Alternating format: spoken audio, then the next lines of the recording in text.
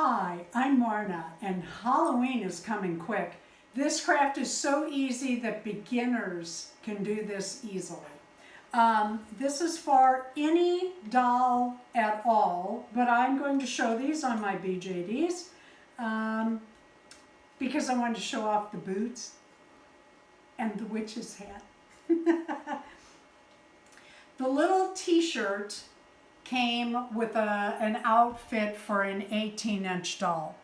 And I just have that tucked in. I did not take that in at the sides. And the reason I do that is because I can still use this for other dolls.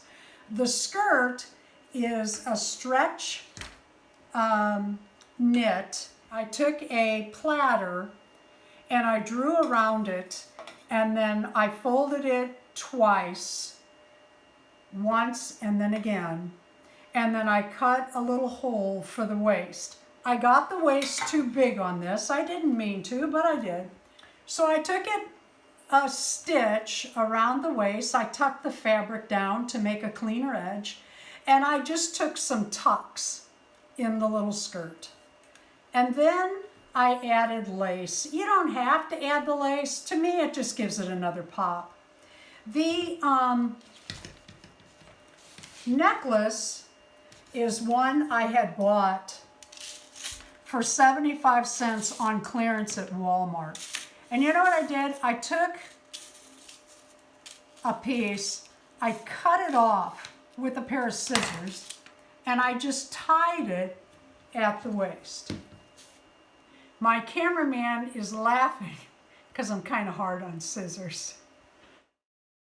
For those of you that don't sew or don't like to sew but would like to have little outfits for your dolls that do not cost a fortune, I bought this little dress on eBay. I think I paid $4.79. Y'all know I'm cheap and I don't pay much. Let me take her mug and put her arms out so you can see the dress. What it is, and you've seen me do this before, is that is an 18-inch doll dress that I bought, and I zipped it up the back. It has a ribbon tie. I did take a little safety pin up underneath and to pull some of the fullness out, but I just tucked in on both sides and tied that, and really it really turned out cute. Then I made this little witch's outfit.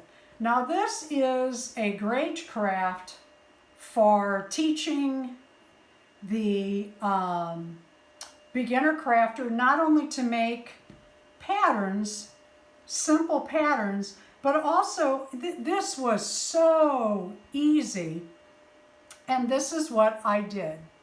Thank you, Hobby Lobby, for this pattern material. It's thick and it's nice and it's good and it's foldable that I can put it up for other uses. Now, the bottom, of course, I didn't cut straight, and that's okay. I can correct that. What I'm going to do is make this pattern, and I want the dress longer than her wrists and longer than the bottom of her feet. Maybe not that much, but I do. I cannot draw a stick figure, but you don't have to do this. Okay, what you want is a dress with flare that goes up and gives your doll an hourglass figure. You're going up to her armpit, and then I want a Renaissance or witchy type sleeve, so I'm bringing that down. I'm going up, let me pull her hair, to her arm out from her neck. If you can see that, I'm at her neck and I'm just pulling that this way. And then what I'm going to do for this pattern is I'm getting up, my pencil is up under her neck about halfway, and I'm marking the pattern. Then I'm coming down to the bottom between her feet, and I'm doing the same thing. And what we're going to do is fold this in half at those marks.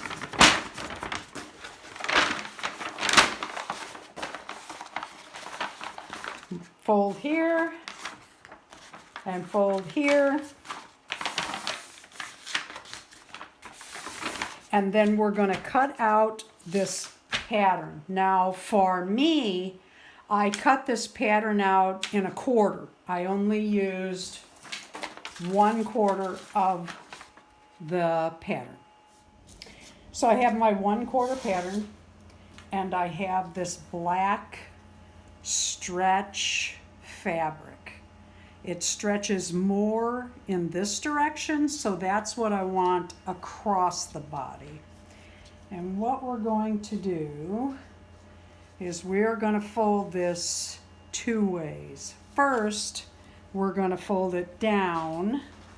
Okay, this is folded at the top. This is your fold. What you want is fold and unfold when using this pattern. So what we're going to do is, this is folded, and now we're going to take this fabric and we're going to pull it back this direction. Oh, you do not see that cat hair. It is not there, but I bet I need more room than that. And then we have a selvage, so I'm going to cut past that. Once you get your fabric folded into quarters, you'll have 4 layers. You have your fold at the top and the fold at the side. I had a selvage edge here, so I'm cutting past that. I'm a little more past it, but I'm okay with that, because what you want to do is work your fabric. Once you get this folded, make sure all of the wrinkles and the lumps and bumps are out. Let's say that. Your top piece being folded will be wider than the inside piece, and that will be your back, because we're going to cut this a little bit in the back to put Velcro there for closure. So then just pin it down and cut it out. A couple things I wanted to point out. My paper bag had that dip in it where how they were made, and I just cut that straight, no big deal. The other thing is I rounded out the armhole, because if that comes to a point and you sew that, your fabric won't lay nice. When you get this all cut out, you're going to have pieces like this and like this, and these, if you wanted to, because this is stretch knit and won't fray, you can make a belt out of this if you wanted to. I mark my patterns and then I fold them up and I put them in a notebook, and I have this to use again. This is not just a witch's dress, it's a Ren dress, Renaissance. You could use this for an angel dress, or something that your doll could wear to the Renaissance fair, or some fancy princess or queen outfit. All right, so what do we have? We have the dress cut out. We will not slit it yet. There is a front and a back to this fabric. Well, not so much.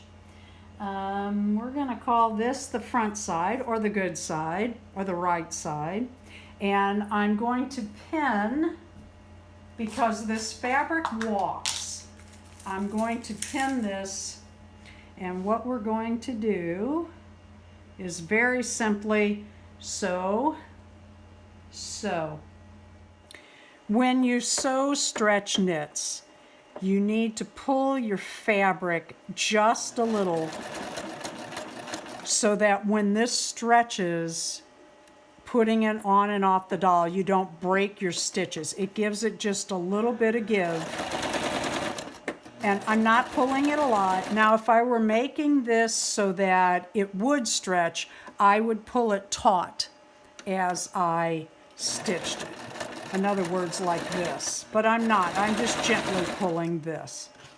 When you cut your corner where you started your sewing, you want to take that point off. You want to cut that down at an angle so that when your dress is on your doll, that point does not stick out.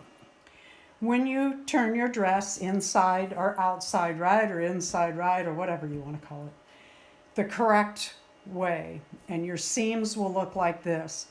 They need to be pressed a little bit. Now you can use an iron if you want, but be so careful. This will burn easily. What I do is finger press, and what that means is that you take your seam from the inside, putting your hand up in there, push it forward, and then press your fingers like squishing that, working it back and forth, so that what you're doing is you're kind of stretching that fabric a little bit where it's supposed to be.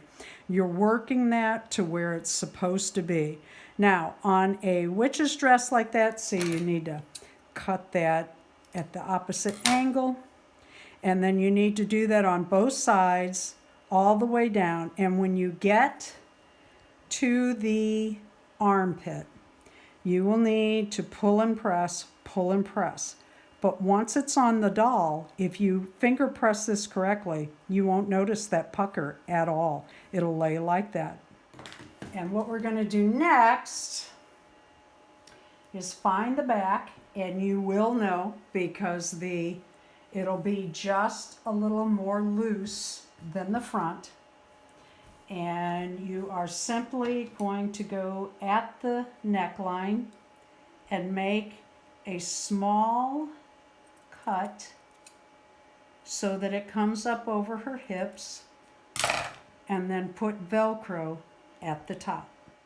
I bought the hat on clearance at Hobby Lobby, and I was lucky enough to get this for 81 cents. And I'm trying to see, let me get my glasses. But even at regular price, the little witch's hat is $3.27. And I think it adds a cute pop to the outfit. I took a 16-inch antique brass finish necklace, and I wrapped it several times around her neck. Her shoes are from a porcelain doll. And what I'm going to do, and I haven't yet, is put Velcro on the end. I'm going to snap off that snap, add Velcro, and then that'll close over that snap piece, and you won't be able to see it. Are they perfect shoes? No. But she has shoes. And if you don't have black shoes, as you can see, just the toes of these show. And so if you don't have black shoes for your doll, it's a great way to get them. But the sleeves and that, it's just a fun little outfit. Thank you for watching. It's time to get started on your Halloween crafts. Please leave a like, a comment, let me know what you're working on for Halloween, and subscribe.